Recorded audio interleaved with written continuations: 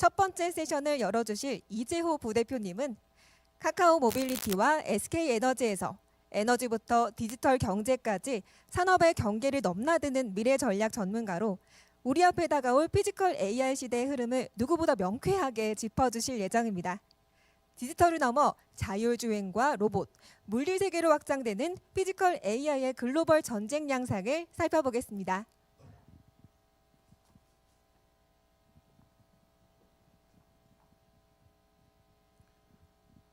네, 안녕하십니까. 반갑습니다. 이재호라고 합니다. 시작하기 전에 제 소개를 먼저 잠깐 드리겠습니다. 저는 카카오 모빌리티 자율주행팀 팀장 그리고 미래사업실 이사를 맡았었고 또 SK에너지의 솔루션 앤드 플랫폼 추진단에서 임원을 역임했습니다. 지금 현재는 소프트밸리라는 스타트업에서 부대표로 일을 하고 있습니다. 오늘 이 시간에는 짧지만 글로벌 기술 트렌드 피지컬 AI라는 주제로 먼저 이야기를 시작해 보도록 하겠습니다.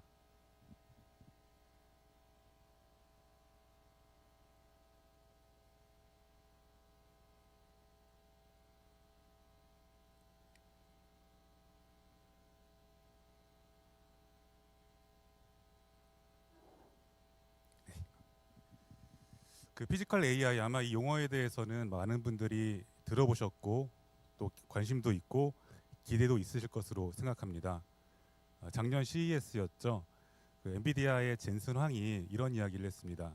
지금 현재 널리 퍼져 있는 온라인 AI 그리고 디지털 AI의 다음 테마는 바로 우리 AI가 물리 세계에 구현된 피지컬 AI가 될 것이다. 그리고 이 피지컬 AI가 실제 구현될 로봇, 특히 휴머노이드 그리고 자율주행 자동차 같은 테마들이 앞으로 크게 주목을 받을 것이다. 이렇게 이야기를 했었습니다. 그리고 여기에 화답이라도 하듯이 올해 CES에서는 현대자동차 그룹이 투자한 보스턴 다이내믹스의 로봇 아틀라스가 전 세계적으로 큰 주목을 받기도 했습니다. 그래서 오늘은 이 피지컬 AI를 대표할 두 개의 테마, 자율주행 자동차와 로봇, 그 중에서도 휴머노이드 로봇에 대해서 좀 상세하게 알아보고자 합니다. 우선은 자율주행 자동차입니다. 자율주행 하면은 이제 가장 먼저 떠오르는 기업, 아마 전문가분들께서는 웨이모를 꼽으실 겁니다. 이 웨이모라는 회사는 구글이 투자한 회사인데요. 이미 2018년도부터 미국의 애리조나주에 있는 피닉스라는 도시에서 유상으로 즉 돈을 받고 자율주행 택시 서비스를 시작해서 운영하고 있었습니다. 물론 처음에는 기술적인 숙련도가 약간 부족했고 또 이 자율주행 자동차를 탑승하고자 하는 그 고객들, 승객들의 불안감이 약간은 있었기 때문에 자율주행 서비스임에도 불구하고 운전석에 만약의 사태에 대비한 돌발 상황에 대응하기 위한 안전 요원, 즉 세이프티 드라이버가 탑승해 있었습니다. 그렇게 2년 정도 자율주행 서비스를 운행했던 웨이모는 2020년 10월부터는 운전석에 세이프티 드라이버조차 없는 완전한 형태의 자율주행 택시 서비스를 시작하게 됩니다. 이 돌발 상황에 대응하기 위해서 운전석에 안전 요원이 탑승해 있는 형태의 자율주행 서비스를 업계에서는 레벨 3 형태의 서비스다 이렇게 부르고 있고요. 그리고 운전석에 운전사, 운전 보조 요원이 완전히 제거된 이런 형태를 레벨 4라고 부르는데요. 이 웨이모는 일찍이 지금으로부터 벌써 5년 반 전인 2020년 10월부터 이 레벨 4 형태의 자율주행 서비스를 운행해 왔던 거죠. 그 이후에 웨이모는 계속해서 사업 구역을 넓히기 시작합니다. 캘리포니아의 샌프란시스코, 그리고 로스앤젤레스, 그 다음에 텍사스의 오스틴, 조지아의 아틀란타까지 서비스되는 도시의 영역을 점점 확대시켜 왔고요. 최근에는 마이애미, 올랜도, 샌안토니오, 휴스턴, 댈러스까지 총 미국의 10개 도시에서 자율주행 택시 서비스를 운행하고 있습니다. 이 웨이모의 자율주행 택시를 어떻게 그럼 이용하느냐? 승객 입장에서는 우리가 카카오티 택시나 아니면 우버 서비스를 이용한 것과 완전히 동일합니다. 웨이모 1이라는 애플리케이션을 설치하고 여기서 내가 출발할 출발지와 도착할 목적지를 설정하면 마치 카카오 택시가 승차지 앞으로 오듯이 웨이모의 자율주행 택시가 내 앞으로 와서 저희는 승객들은 이 서비스를 이용할 수 있습니다. 웨이모는 현재 미국 전역에 2,500대 정도 실제로 운영이 되고 있고요. 지금까지의 누적 운행 건수는 1,500만 건 이상이라고 합니다.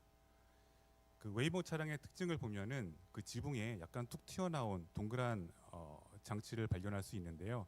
이 장치는 바로 라이다라는 장치입니다.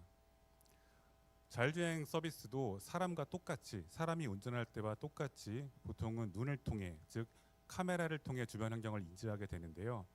이 웨이모의 자율주행 택시는 카메라 외에 이 라이다라는 센서를 추가적으로 사용합니다. 라이다는 빛을 쏘고 그 돌아오는 반사파를 측정해서 사람이 눈으로 볼 수 없는, 즉 카메라가 볼 수 없는 사각지대에 있는 물건까지 정확하게 인지할 수 있다라는 그런 장점이 있습니다. 비가 많이 오거나 눈이 오거나 아니면 캄캄한 야간이거나 역광 상황에서도 카메라를 보완하여 훌륭한 인지 장치로 활용될 수 있는 거죠. 근데 아마 많은 분들은 웨이모보다는 테슬라에 더 관심이 많으실 것 같아요. 일론 머스크와 테슬라, 이 자율주행 서비스로 아주 일찍부터 명성을 펼쳤고 또 많은 분들이 이 테슬라의 자율주행 서비스에 대해서 또 기대하고 있습니다. 테슬라는 양산하는 자동차를 직접 판매하고 있는 회사잖아요. 그래서 아까 앞에 말씀드렸던 웨이모처럼 값비싼 라이다라는 장치를 사용하지 않고 카메라로만 주변 환경을 인지한다는 특징이 있습니다. 이와 관련해서 일론 머스크가 한 말이 굉장히 인상적이었는데요. 우리가 자동차를 운전할 때 사람이 다 눈으로만 보고 운전을 하지 뭐 추가적인 장치가 없지 않느냐.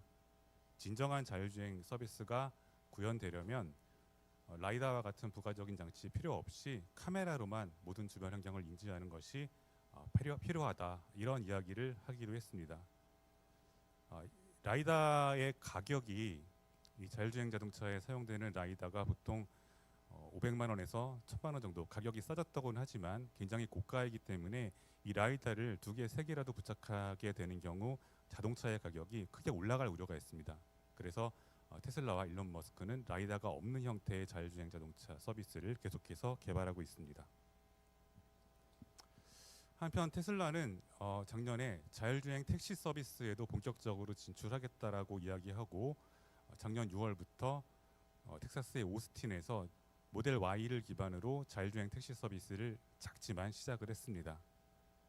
그리고 올해 이 왼쪽 위에 있는 그림처럼 사이버캡이라는 자율주행 택시 전용 모델 양산에 곧 들어가겠다라고 이야기를 하기도 했습니다. 택시 형태의 사이버캡 외에도 여러 사람이 함께 탈 수 있는 로우밴 모델도 개발을 하겠다라고 이야기했고, 또 중요한 것, 이 모든 것들은 옵티머스라는 휴머노이드 로봇을 통해 앞으로 테슬라 공장에서 생산을 하겠다라고 이야기를 하기도 했습니다. 이렇게 웨이모와 테슬라 두 미국 회사가 시장에서 경쟁적으로 연구 개발을 하는 동안 중국에서 자율주행의 신흥 강자들이 나타나기 시작했습니다.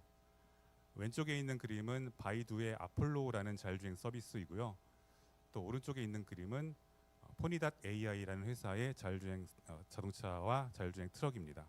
이 포니닷 AI는 최근에 한국에도 진출해서 간혹 강남 같은 곳에서 이 포니닷 AI의 차량이 시범 운행하는 것을 아마 보실 수도 있을 겁니다.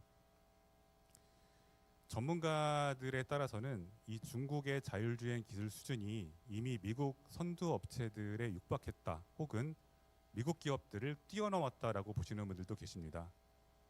그만큼 중국 기업들은 물량과 또 그 과정에서 얻어지는 어마어마한 데이터를 강점으로 빠르게 기술 수준을 확장하고 있는 그런 상황입니다. 제가 아까 초반에 자율주행 레벨 3, 레벨 4 이런 설명을 드렸었는데요. 여기에 대해서 간략하게 다시 한번 설명을 드리겠습니다. 자율주행 업계에서는 크게 자율주행 자동차의 구분을 0단계부터 5단계까지 총 6개로 구분하고 있습니다. 0단계는 비자동화 수준, 전혀 이제 자율주행과 관련된 기능이 없는 수준이고요. 1단계가 되면은 조향이나 가속, 감속 중에 하나의 기능을 운전자가 아닌 시스템이 자동으로 실행할 수 있습니다. 그리고 2단계가 되면 조향 그리고 가속, 감속을 동시에 자동 실행할 수 있습니다. 2단계까지는 우리가 자율주행 자동차라고 부르지는 않아요. 아마 일반인들도 좀 옵션이 많이 붙어 있는 자동차를 구매하면은 2단계 기능이 부분적으로 구현되는 모습을 직접 경험할 수 있습니다. 이 3단계부터가 본격적인 자율주행 자동차인데요. 3단계에서는 모든 운전 활동을 시스템이 담당하고 비상시에만, 즉 돌발 상황이 발생했을 때만 운전자 사람이 개입하게 됩니다. 그리고 4단계가 되면은 특정 한정이지만 이 비상시 돌발 상황에서조차도 운전자가 개입할 필요가 없습니다. 운전석에 아무도 앉아 있지 않은 경우에 따라서는 운전석 자체가 없는 자율주행 자동차가 바로 4단계에 해당된다고 볼 수 있습니다. 그리고 궁극의 5단계가 되면 모든 환경에서 비가 오나 눈이 오나 한국에서도 미국에서도 일본에서도 중국에서도 차량을 갖다 놓기만 하면은 자율주행 기능이 활성화되는 궁극의 단계를 5단계라고 합니다. 이 단계 구분에 있어서 테슬라의 감독형 자율주행 자동차는 2단계의 고도화된 형태다 이렇게 보고 있고요. 아까 앞에 말씀드렸던 테슬라의 운전석에 아무도 없는 완전 자율주행 자동차 서비스는 4단계에 해당된다고 볼 수 있습니다.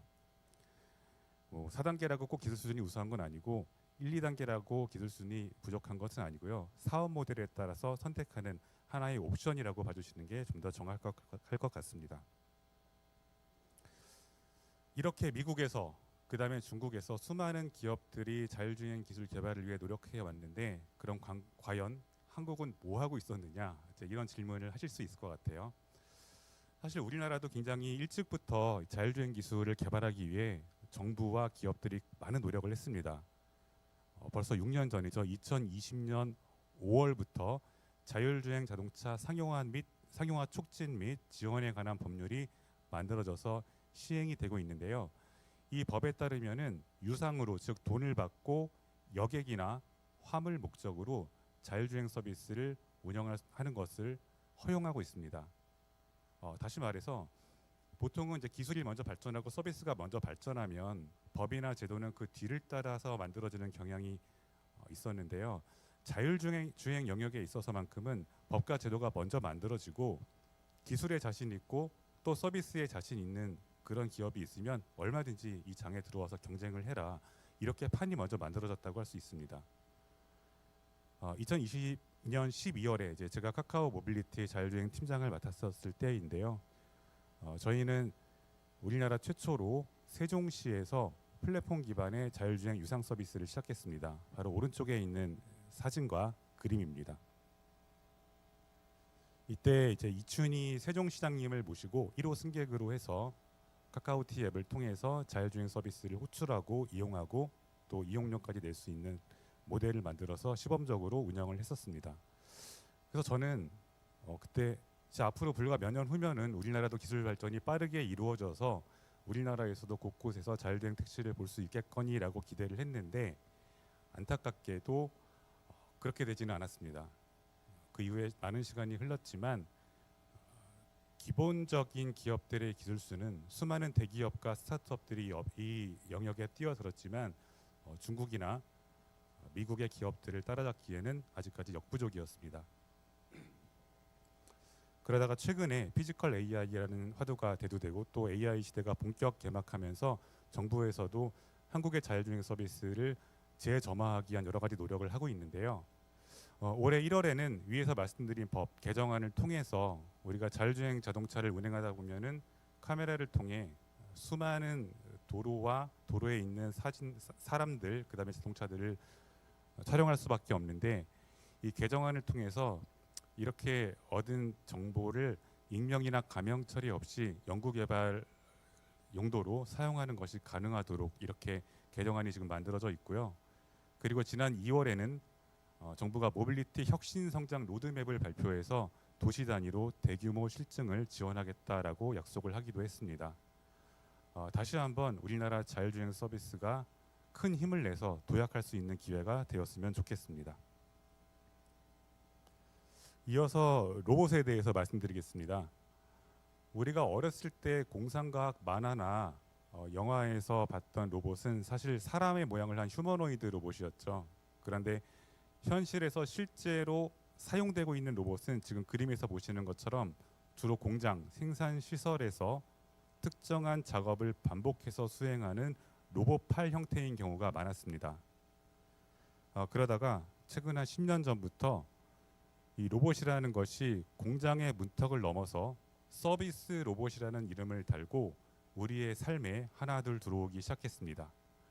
가장 대표적인 것은 저는 이제 로봇 청소기라고 생각해요. 이 로봇 청소기 아마 집집마다 한 대씩 있으실 것으로 생각이 드는데, 최근에 로보락의 로봇 청소기 같은 경우에는 저렇게 위에 팔이 달려가지고 청소 과정에서 바닥에 이렇게 저렇게 어질러져 있는 물건들을 직접 정리해주기도 하는 그런 기능도 탑재하고 있습니다. 가운데 아래에 있는 보스턴 다이내믹스의 스팟 같은 경우에는 뭐 보안이나 순찰, 그 다음에 재난 구호 같은 곳에 직접 이 로봇이 구매가 되어서 사용되고 있기도 하고요. 그 다음에 아마존의 배송 로봇, 바퀴가 6개 달린 배송 로봇도 미국에서는 흔하게 볼 수 있습니다. 이렇게 서비스 로봇의 시대가 본격적으로 열리면서 다시 한번 주목받고 있는 것이 바로 휴머노이드입니다. 휴머노이드는 그 자체로서는 로봇으로서 좀 비효율적일 수 있습니다. 아까 앞에서 말씀드렸던 공장에서 같은 동작을 제한된 공간 내에서 반복적으로 수행하는 로봇에 비하면 다소 비효율적일 수 있는데, 우리가 휴머노이드 로봇에 그래도 주목하고 있는 이유는 바로 인간에게 가장 적합하게 설계된 우리의 모든 공간을 이 로봇과 똑같이 공유할 수 있다는 점 때문입니다.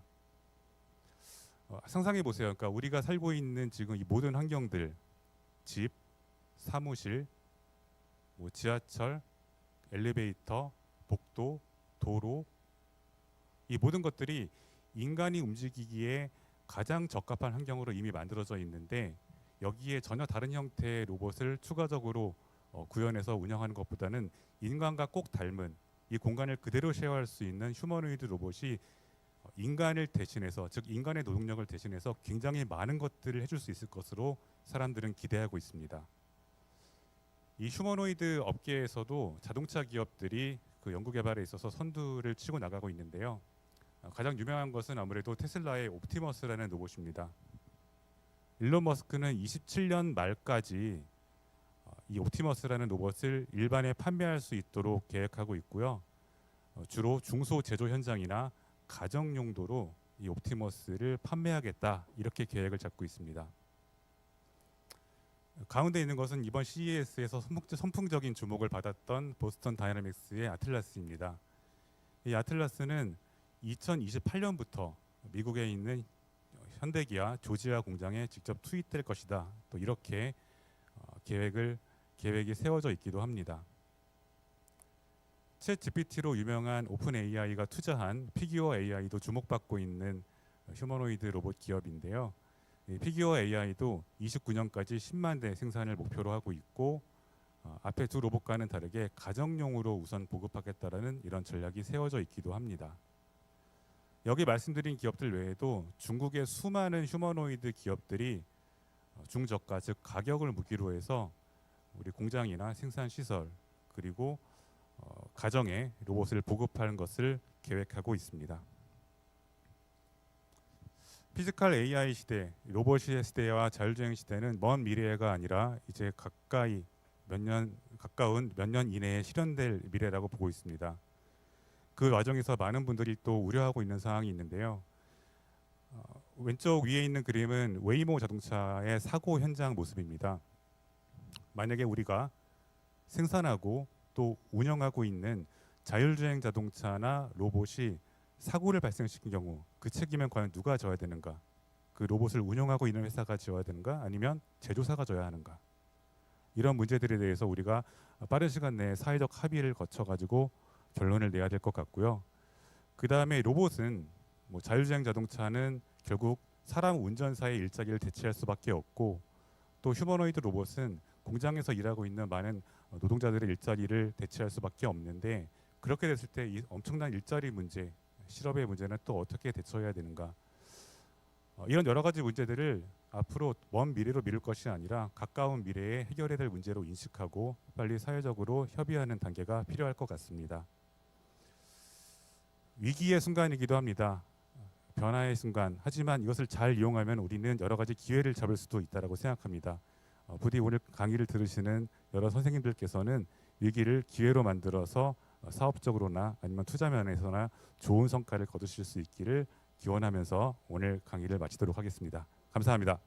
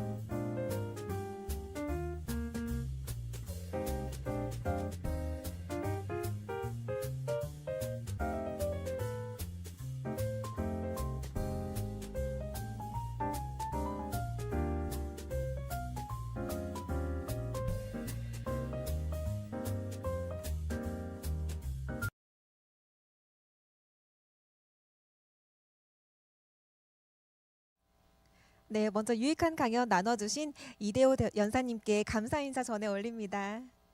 우리의 일상을 바꿀 피지컬 AI의 또 AI의 미래를 엿볼 수 있는 소중한 시간이었는데요. 정말 많은 분들이 질문 남겨주셨습니다. 그중에서 저희가 중요한 질문 2가지만 꼽아봤는데요. 먼저 첫 번째 질문입니다. 강연에서 피지컬 AI가 로봇과 스마트 공간으로 확장된다고 말씀해 주셨습니다. 특히 휴머노이드 로봇들이 실제 산업 현장에 투입됐을 때 인간의 노동력을 대체할 만큼의 경제적 효율성을 갖고 있는지가 궁금합니다.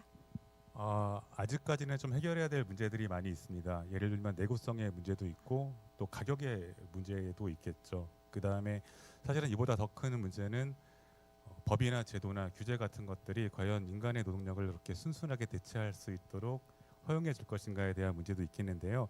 이 모든 문제들이 다 해결이 된다면 저는 먼 미래가 아니라 정확하게 5년 후다, 10년 후다 이렇게 말씀드릴 수는 없겠지만 가까운 미래 안에 인간의 노동력을 완전히 대체할 수 있는 그런 경제성을 갖게 되지 않을까 그렇게 생각하고 있습니다.